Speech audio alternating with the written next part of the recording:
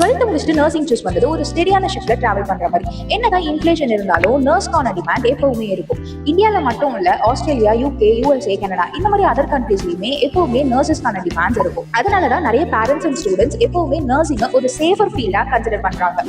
Especially BSc nursing படிச்சவங்களுக்கு டிப்ளமோவை compare பண்றப்ப abroad opportunities நிறையவே இருக்கும். ஆஸ்திரேலியா, யூகே, கனடா இந்த மாதிரி கண்ட்ரீஸ்ல எக்ஸ்பீரியன்ஸ் பேஸ் பண்ணி லேக்ஸ் கணக்குல கூட சேலரிஸ் இருக்கும். ஆனா ரியாலிட்டியும் தெரிஞ்சுக்கணும். இந்தியால நிறைய பிரைவேட் ஹாஸ்பிட்டல்ல நர்ஸ்க்கான சேலரி அந்த அளவுக்கு ஹை பேக்கேஜா இருக்காது. அண்ட் கவர்மெண்ட் ஜாப்ஸ் ட்ரை பண்ணணும்னா கூட எக்ஸாம்ஸ், ரெஜிஸ்ட்ரேஷன் இந்த மாதிரி நிறைய ப்ராசஸ் இருக்கு. அப்ராட் போகணும்னா ஐஎல்டிஆர், ஓஇடி, என்சிஎல்ஏஎக்ஸ், என்எம்சி ரெஜிஸ்ட்ரேஷன்ஸ் இந்த மாதிரி எக்ஸாம்ஸ் கிளியர் பண்ண வேண்டியது இருக்கும். இதுக்கெல்லாம் கோச்சிங் ஃபீஸ், வீசா, டாக்குமெண்டேஷன்ஸ் அது இது எப்படியும் லேக்ஸ் கணக்குல தான் செலவாகும்.